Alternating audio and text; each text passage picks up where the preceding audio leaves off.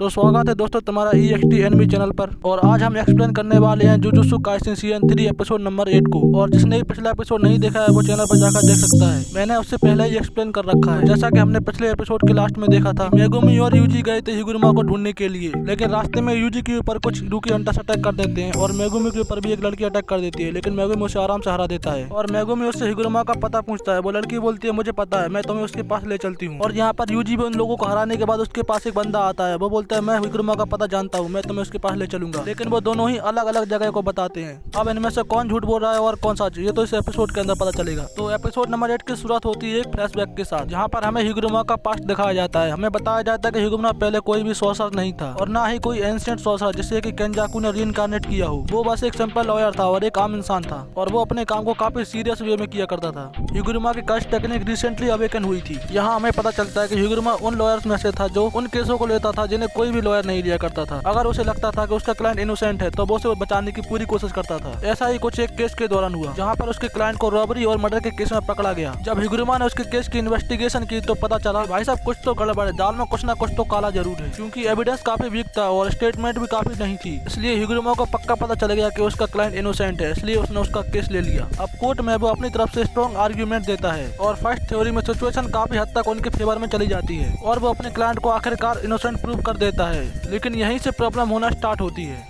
और next theory के अंदर ओपोनेंट लॉयर एक नया विटनेस को ले आता है और बिना प्रॉपर वेरिफिकेशन के कोर्ट उसके स्टेटमेंट को मान लेती है और कोर्ट हिगुरमा के क्लाइंट को अपराधी घोषित कर देती है और उसे उम्र कैद की सजा देती है। और ये सब अन्याय हिगुरमा अपनी आंखों के सामने देखकर हिगुरमा की आंखें फटी की फटी रह जाती हैं। अब उसका माथा घूम जाता है। हम देखते हैं यहाँ पर सब लोग कोर्ट से बाहर जा रहे होते हैं, लेकिन तभी हथौड़े ठोकने की आवाज आती है और एक आदमी की आवाज कोर्ट में गूंजती है कि रुक जाओ, अभी कोई कोर्ट से बाहर नहीं जाएगा क्योंकि केस अभी खत्म नहीं हुआ है। और ये और कोई नहीं बल्कि हिगुरमा होता है। हम देखते हैं उसके पीछे उसका शिकिगामी भी आ जाता है। और पास्ट में हिगुरमा की कर्स टेक्निक कुछ इस तरह से अवेकन हुई थी। अब इसके बाद सीन फाइनली प्रेजेंट में आता है, जहाँ पर उस लड़की और लड़के ने यूजी और मेगुमी को हिगुरमा की अलग अलग लोकेशन बताई थी। अब इन दोनों में से कौन झूठ बोल रहा है वो हमें आगे पता चलेगा। उससे पहले हमें अमाई की थोड़ी स्टोरी दिखाई जाती है कि आखिरकार ये बंदा यूजी को कैसे जानता था। अमाई के पास्ट में अमाई एक दिन रास्ते से जा रहा था। उसे रास्ते में कुछ लोग एक कमजोर लड़के को बुली करते हुए दिखाई देते हैं, लेकिन वो उसकी मदद नहीं करता। वो अपने मन में कहता है कि अगर मैंने इसकी मदद की तो वो लोग मुझे ही बुली करेंगे। वो बताता है कि इन लोगों से बचने का बस एक ही तरीका है कि या तो इन लोगों के साथ मिल जाओ या इन लोगों की चापलूसी करो, तभी वो तुम्हें बुली करना छोड़ेंगे। अब अमाई यहाँ पर ये सब देखकर इनको इग्नोर करके जाने लगता है,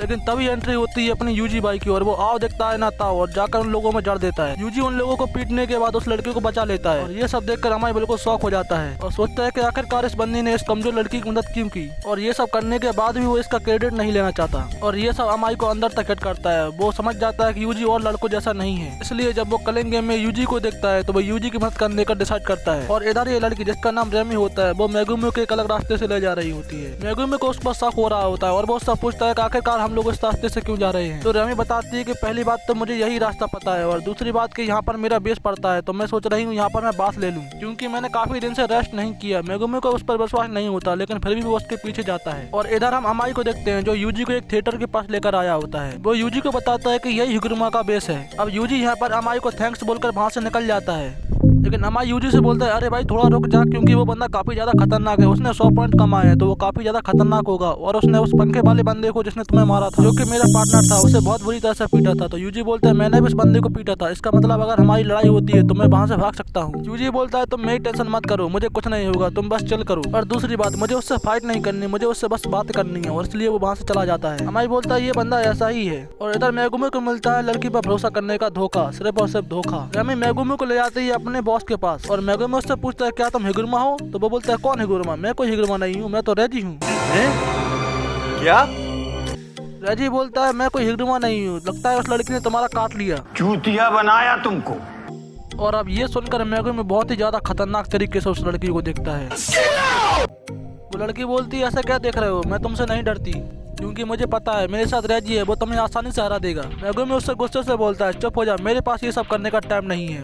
अब यहाँ पर मेगुमी अपने डिवाइन डॉग को समन कर लेता है। अब इसके बाद इधर हमें यूजी का सीन दिखाया जाता है जो कि उस थिएटर के अंदर आ जाता है जहाँ पर काफी अंधेरा था। अंदर जाते ही उसे दिखता है कि स्टेज पर एक बंदा है जो कि बाथ टब के अंदर कपड़े पहने हुए ही नहा रहा था, और ये बंदा और कोई नहीं बल्कि अपना हिगुरमा होता है। अब यहाँ पर हिगुरमा यूजी को नोटिस कर लेता है और पूछता है आखिरकार तुम कौन हो, तुम यहाँ पर क्या कर रहे हो? यूजी बोलता है ये सब तो मैं भी पूछ सकता हूँ, तुम वहाँ पर क्या कर रहे हो? अब यहाँ पर हिगुरमा यूजी से पूछता है क्या तुमने अपने पूरे कपड़े पहनकर कभी बात लिया है क्या?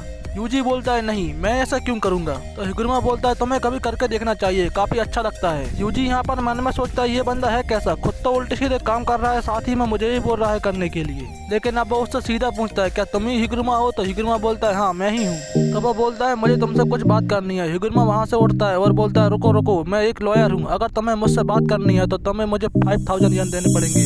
यूजी बोलता है क्या, अभी ये क्या मजाक चल रहा है, मेरे पास इतने पैसे नहीं है। और कहता है अभी मेरे पास इतने पैसे कहाँ से आएंगे। तो हिगुरमा ये सब देखकर हंसने लगता है और बोलता है अरे मैं तो मजाक कर रहा था, तुम तो सीरियस ले रहे हो।